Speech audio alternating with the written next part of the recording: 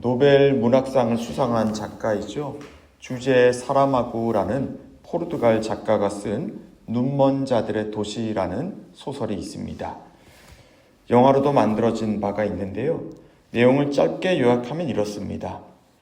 어느 도시에서 한 남자가 갑자기 앞을 보지 못하게 됩니다. 눈이 먼 거죠. 소설에서는 그것을 하얀 실명이라고 표현을 했는데요. 이 하얀 실명이 도시 전체로 퍼져 나갑니다. 도시 전체가 혼란과 혼돈에 빠져버리죠. 정부는 이 도시에 사는 사람들을 격리 수용소에 모두 다 가두어 버립니다. 그 안에서는 온갖 폭력과 약탈, 성적인 학대, 살인들이 일어나죠. 그런데 그 와중에 단 한 사람, 한 여자가 나오는데요. 그 한 사람만은 앞을 볼 수가 있습니다.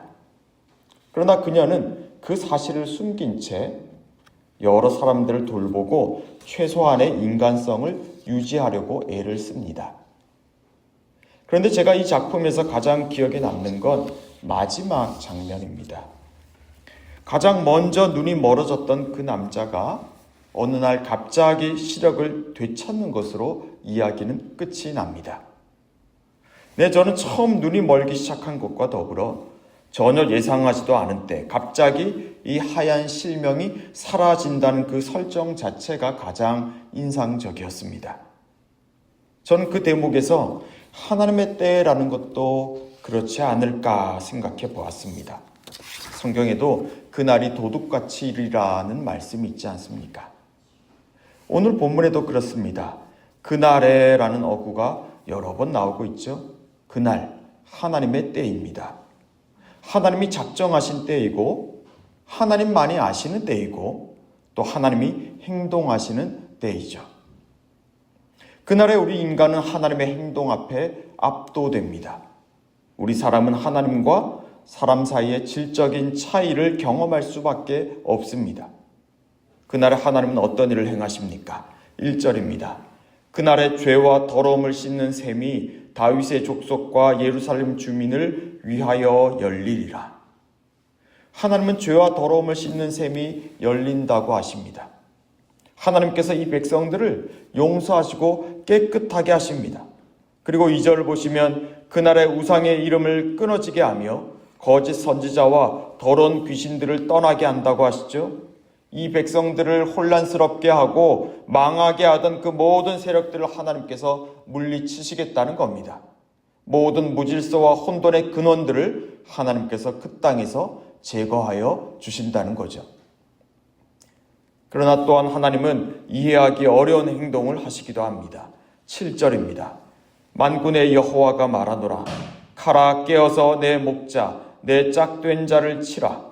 목자를 치면 양이 흩어지려니와 작은 자들 위에는 내가 내 손을 들이우리라. 하나님께서 하나님의 목자를 치신다고 합니다. 하나님의 짝이 된 사람을 치십니다. 말이 되질 않지요. 그러나 그렇게 하시는 이유가 무엇입니까? 목자를 치면 양들은 흩어지게 마련입니다. 다 흩어지고 남은 3분의 1을 가지고 하나님은 새 일을 시작하시겠다는 겁니다. 9절 말씀입니다. 내가 그 3분의 1을 불 가운데 던져 은같이 연단하며 금같이 시험할 것이라. 그들이 내 이름을 부르리니 내가 들을 것이며 나는 말하기를 이는 내 백성이라 할 것이요 그들은 말하기를 여호와는 내 하나님이시라 하리라. 자, 그 3분의 1의 남은 자들을 하나님은 불 가운데 던져서 은과 같이 연단하시겠다고 합니다. 금같이 시험할 거라고 하십니다. 무엇 때문입니까? 그들이 내 이름을 부르리니 내가 들을 것이며 이는 내 백성이라 할 것이요 그들은 내 하나님이시리라 하리라. 하나님께서 목자를 쳐서 양들이 흩어지게 한 것은 그들로 하나님의 백성으로 삼기 위함입니다. 그들이 다시 하나님을 부르는 백성들이 되도록 하기 위함인 거죠. 예수님도 이 말씀을 인용하여 자신의 죽음과 부활에 대해 말씀하신 적이 있죠. 너희가 다 나를 버리리라. 내가 목자를 치리니 양들이 흩어지리라. 그러나 예수님께서 그 이후에 뭐라고 말씀하십니까? 그러나 내가 살아난 후에 너희보다 먼저 갈릴리로 갈 것이다.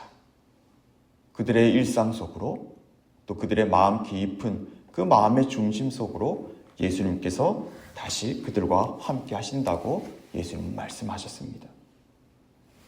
우리도 때때로 흩어짐을 당할 때가 있죠. 우리를 지도하던 이들이 갑자기 사라집니다. 내가 믿고 따랐던 것들이 서서히 사라집니다. 앞이 막막할 수밖에 없습니다. 그러나 우리는 그때 비로소 하나님을 찾기를 시작합니다. 그리고 하나님의 이름을 부를 때 우리는 하나님이 우리를 심판하신 것, 우리를 연단하신 것, 심지어 목자를 치신 것까지도 받아들일 수 있게 됩니다.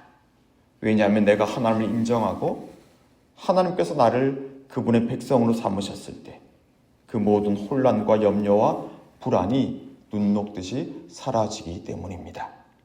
사랑하는 성도 여러분, 우리가 하나님의 그날을 믿음으로 바라보고 또 준비할 수 있기를 바랍니다.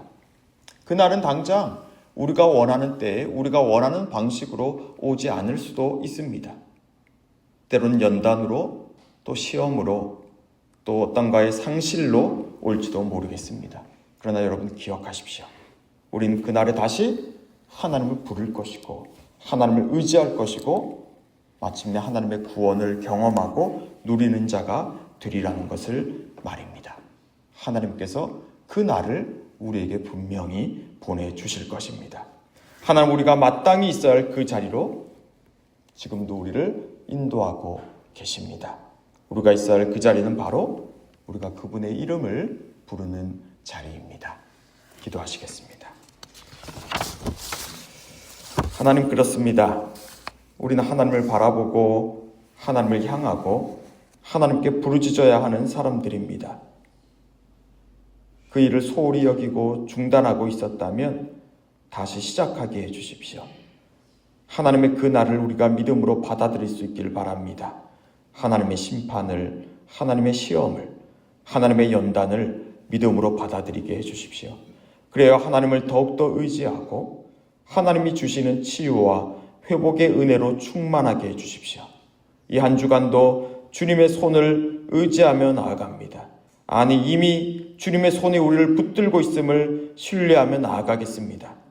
우리의 가정과 또 이 나라와 우리 당산동 교회가 하나님을 부르는 사람들로 세워지게 해주십시오. 예수님 이름으로 기도합니다.